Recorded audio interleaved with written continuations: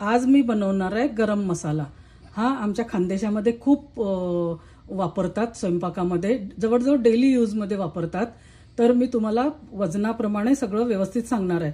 मी actual काट्यावरती वजन काट्यावरती याचं वजन करून घेतलेलं आहे। हे आहेत अर्धा किलो धणे।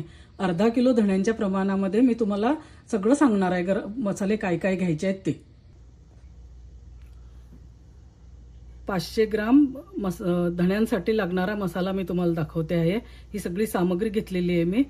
25 ग्राम तेजपत्ता, 30 ग्राम दालचिनी, 30 ग्राम जिरे, 20 ग्राम कपूरचनी, 10 ग्राम लवंगा, 20 ग्राम मिरे, 10 ग्राम चक्री फूल, 5 ग्राम नाकेसर, 10 ग्राम मसाला वेलची, 20 ग्राम सुंठ, 5 ग्राम दगडफूल, 10 ग्राम खसखस, 10 ग्राम शहाजिरे, 25 ग्राम बडीशोप। हे मसाले आणि धणे आपल्याला किंचित तेल टाकून थोडेसे भाजून घ्यायचे आहेत। जास्त भाजायचे नाहीत, थोडेसे भाजायचे आहेत। हाताला थोडंसं गरम वाटतील एवढंच भाजायचे आहेत। 500 ग्राम धण्यांसाठी दुसरी लागणारी पण ही सामग्री आहे। यामध्ये 10 ग्राम जावित्री आहे, 5 ग्राम ग्रीन वेलची आहे, 2 ते 3 जायफळ आहे, 5 ग्राम हिंग आहे। हे मसाले आपल्याला भाजायचे नाही आहेत, हे कच्चेच टाकायचे आहेत मिक्सरमधनं वाटताना। मी इथे कढई घेतलेली आहे, ही तापत ठेवलेली आहे। यामध्ये आता आपण धणे घालूयात। मी अर्धे धणे घालणार आहे, एका वेळेस पूर्ण धणे नाही घालूयात, अर्धे धणे घालणार आहे आणि हे थोडेसे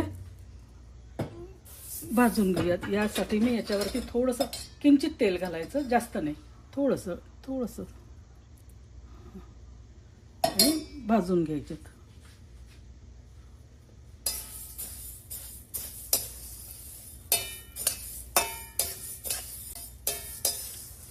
मी हे धणे आता मीडियम गॅसवरती भाजते आहे। थोडेसे अजून व्हायचे आहेत, मी दाखवते तुम्हाला।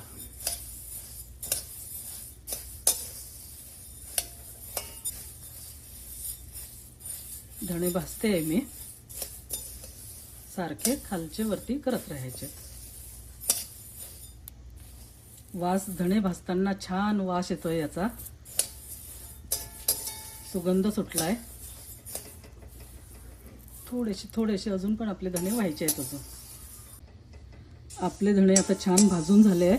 असे हातात पकडल्यानंतर हाताला थोडंसं गरम वाटायला पाहिजे, पण जळायला नाही पाहिजे, रंग नाही बदलायला पाहिजे।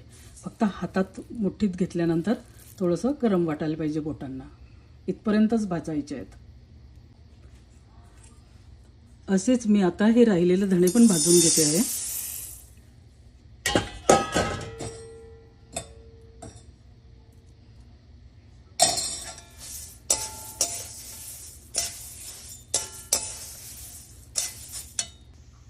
दुसरे धणे पण आता भाजून घेतले आहेत आपण, हे पण भाजून झालेले आहेत, बोटांना गरम वाटते। आता आपण हे सगळे मसाले भाजून घेऊयात।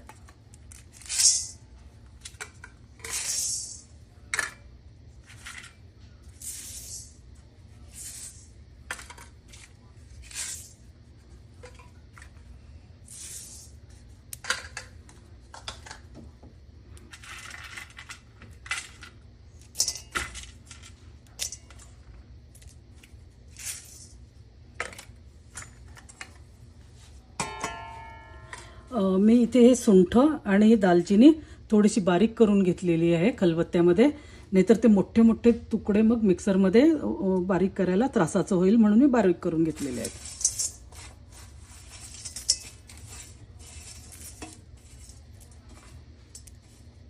हे सगळं आता आपल्याला थोडंसं किंचित तेल घालून आपल्याला हे पण भाजून घ्यायचं आहे छान।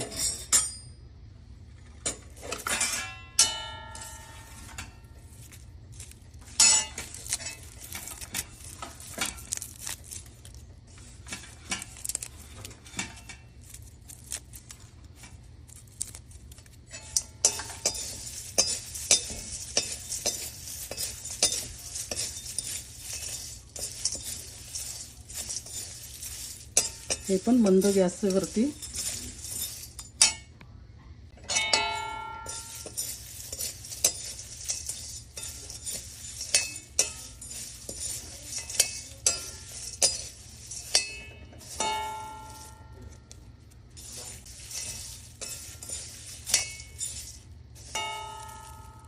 अजून थोडे व्हायचे आहेत आपलं हे.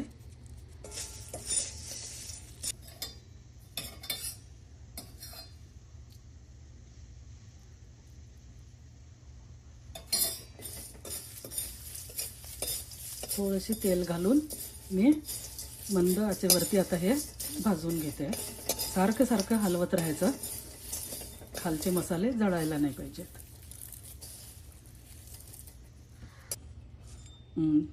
2-3 मिनिटमध्ये हा मसाला आपला भाजून होतो, याची तुम्हाला मी आयडिया देते. आता आपला मसाला भाजून झालेला आहे. जास्त भाजायचा नाही, बोटांना गरम वाटायला पाहिजे, फक्त एवढाच भाजायचा. आणि मसाल्याचा छान सुगंध सुटला आहे. मी हा तेजपत्ता पण आता थोडासा गरम करून घेते आहे. तेजपत्त्यावरती पण थोडंसं 2-4 ड्रॉप तेल घालायचं.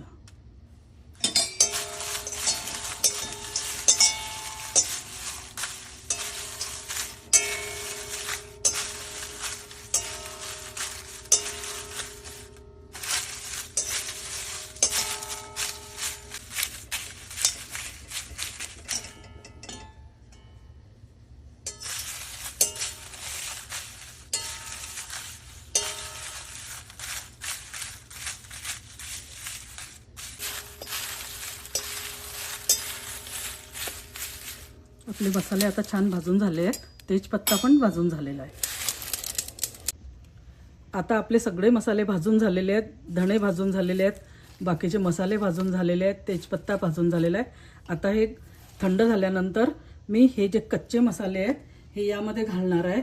याच्यामध्ये मी हे घेतली आहे जावित्री, वेलदोडा आणि जायफळ. हा जायफळ मी थोडासा बारीक करून घेतलेला आहे आणि हिंग.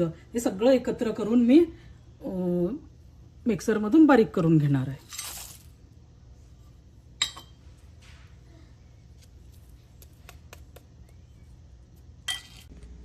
आता आपले मसाले थंड झाले आहेत. हे आता आपण मिक्सरमधून बारीक करून घेऊया.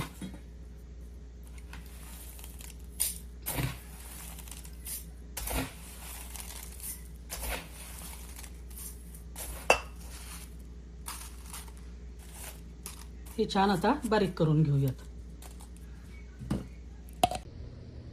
हे बघा, मी हा मसाला आता छान बारीक करून घेतलेला आहे.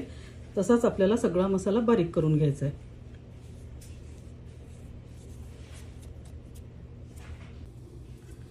आता आपला गरम मसाला बारीक करून झालेला आहे. बघा, छान बारीक केलेला आहे आणि सुवास पण खूप छान सुटलेला आहे.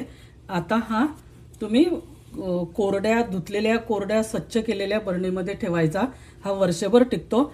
याच्यामध्ये किंचितसे मीठ टाकायचे, थोडेसे, छोटासा चमचा आहे बघा हा. मी हा छोटासा चमचा टाकते. मिक्स करून घ्यायचं आणि हे बरणीमध्ये भरून ठेवायचं. तुमचा मसाला वर्षभर टिकतो.